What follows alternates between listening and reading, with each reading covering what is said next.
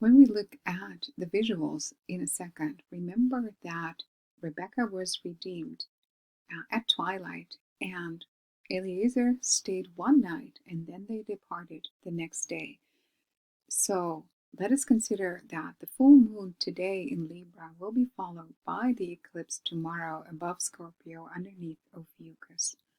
And note how Scorpio is shaped as an ancient Egyptian lotus flower, which is a picture of death and rebirth. The pyramid is a known access point to the underworld, the Giza pyramid, and that is referred to in the scriptures in Ezekiel 31:14, when it speaks of the pyramid being in the midst of the children of men, where men could fall into, as in the descending passageway. So we can see in the visuals that the descending passageway into the pyramid leads onward, downward to the pit, and upward to the gallery, the queen's room, and then the king's room. So the moon's white light is momentarily veiled in red during the eclipse, as she is exactly opposite her solar bridegroom. So that is a picture of Rebekah seeing her bridegroom from afar. And the combination of red, being covered in red and white, is also reflected in Egypt's double crown, which is also red and white. That was the symbol of the unification of two kingdoms, heaven being brought down to earth. And that resonates as well with Leo's crowning of Virgo in the Revelation 12 sign, which Daniel Mattson graciously showed to us, the researcher who gave us the Christ angle. And on the other side of the ecliptic, Uranus is still flanked by the 27 moons in Aries. So let's go to the visuals. This is the location where everything is going to happen tomorrow. The moon will be in Libra, the altar of redemption. You can see that depicted over here. And the ancient altar was a four-pointed altar with four horns. That is reflected in the main stars of Libra. And the area underneath Ophiuchus, the restrainer of the serpent. So it is the Holy Spirit operating independently and through the bride, which is restraining evil at this time. And the serpent, the head of the serpent, desires to seize the northern crown, Corona Borealis. So this would be the capstone of the pyramid, but the serpent wants to put itself in that place and seize that crown, our crown, and the position of that crown. So the moon traveling from the altar of redemption today into the position tomorrow, where it will be veiled in crimson. And this area of the ecliptic is known as the pyramid area. So here you see Ophiuchus over here, then Scorpio over here, the altar of redemption here depicted as scales, and then the serpent wanting to seize the northern crown. Here you can see that a little bit more easy. So the entryway of the pyramid, the descending passage, is in the constellation Libra. Underneath is the sting of Scorpio. So if you enter into the pyramid and you go further downward, you go into the pit. But if you enter, there is a T conjunction. You can also go upward. We're going to see that in the next slide. So the entrance of the pyramid, the descending passage, is entering into the pit section, but there is also an upward road to first the Queen's chamber and then the King's chamber, and just prior to that is the hidden room, the antechamber, the hidden place of the bride.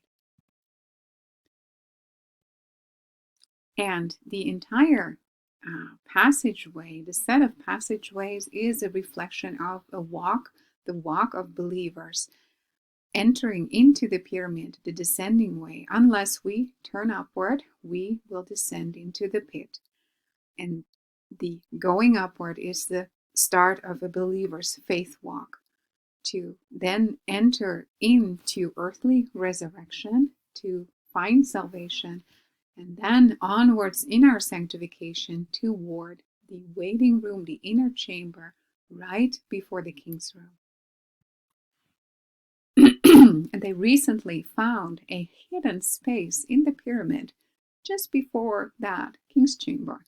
And it sort of looks like a cloud. And we know that the Lord is going to come for us halfway and we will meet him in the cloud. So I thought this was really typical. I didn't want to hold this from you.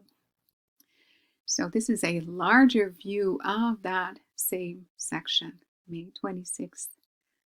And the moon will be exactly at Acra, the star in Scorpio. And a little more information on the total lunar eclipse. And this is what I found really interesting, that the stars of Scorpio, actually this resembles an Egyptian lotus flower, a symbol of death and rebirth. And we see that same lotus flower in the enemy depiction of the iPad goat of a white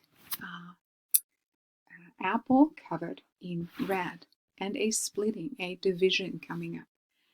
And here's a depiction of an Egyptian double crown. The double crown, a combination of white, most likely the white elixir, the vitalized water which went through the Giza pyramid, and the red covering. And that double crown meant a unification of both kingdoms.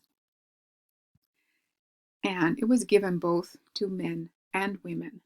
And Daniel Madsen showed us that the Revelation 12 sign, because we know that the stars in Leo were intended to be a crown, but it's really difficult to figure out how that alignment can be a crown until you know what that double crown of Judah looked like. And then it becomes, I think, quite logical. So that is what he showed us as well, that the crowning of Virgo with these stars, the Revelation 12 stars, actually reflects a double crown of Egypt. You can see that depicted over here, I think even more clearly. So the stars of the constellation Leo emulate the double crown of Egypt. And this is the position of Uranus, the other forerunner bright type, still steadily positioned in Aries. And a little bit more backing information. So this is the celestial depiction of what we will see tomorrow in the heavens or on a computer, because I'm not in the area where it is visible. But we can deduce the meaning from the scriptures, what we know about the celestial signs. And I think the Lord giving understanding as to what the Giza pyramid represents really helps to be anchored in prophetic time. So the total lunar eclipse, May 25, 26, we know that is the spiritual doorway for the bride and a sign of judgment for the wayward and the lost. And over here below, it is seen over Hilo, Hawaii, Obama's house, the center of the Pacific Ring of Fire. And that is associated, of course, with the Ring of Fire just before the birth. And we know that the elite have been signaling their birth of their new world order. What is interesting to know is that Hawaii is shaped as a sacrificial lamb or goat in the center of that Pacific Ring of Fire. It is an Elijah-type altar on Earth.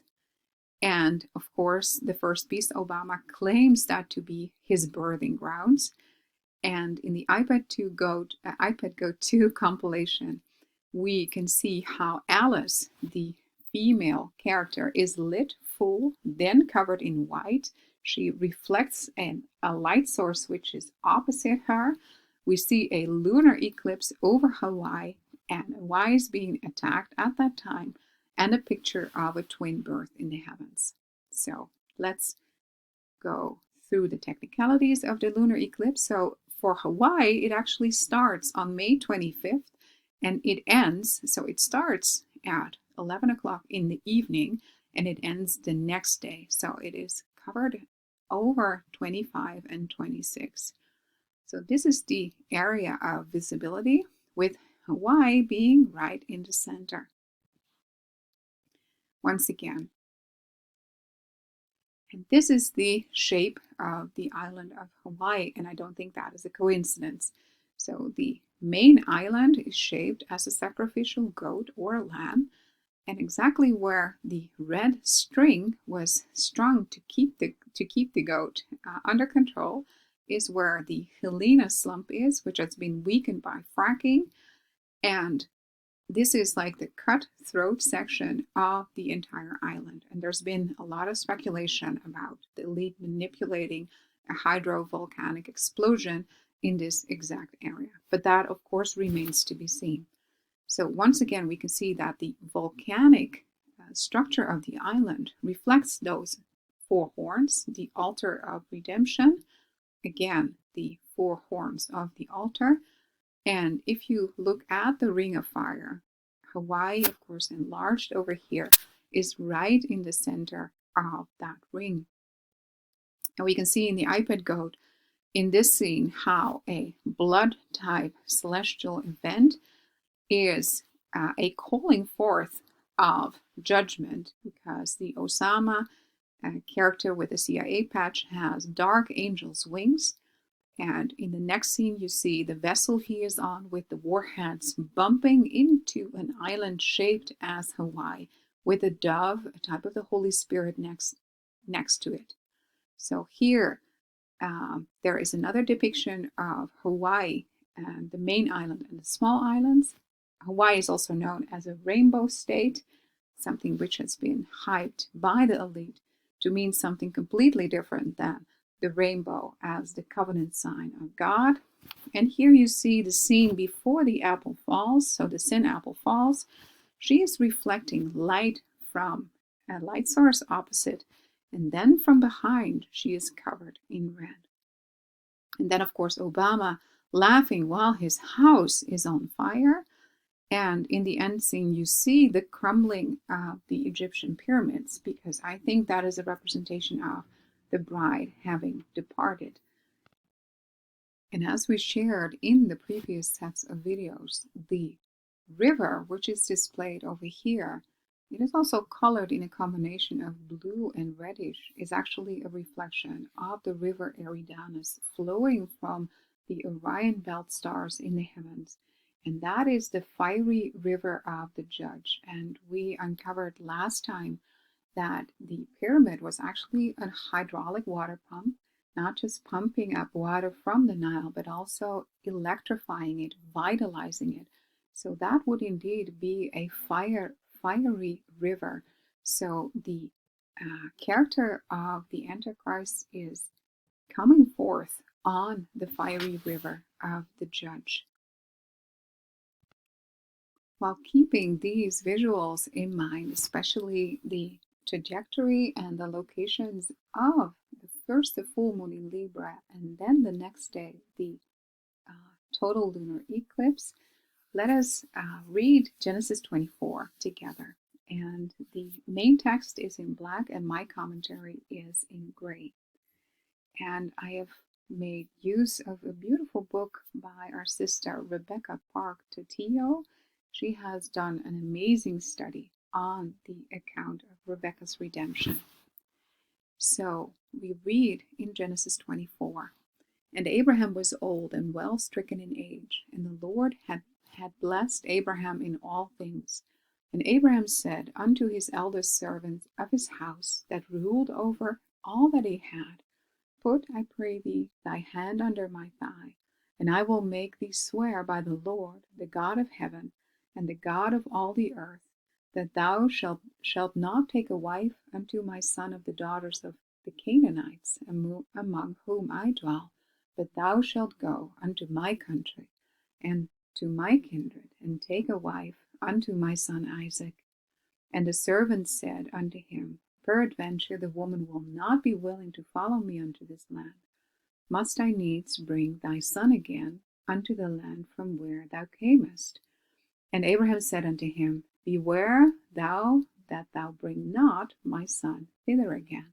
I believe that is an outworking of Jesus, his work on earth having been finished. I'm going to continue with verse 7 in the next video.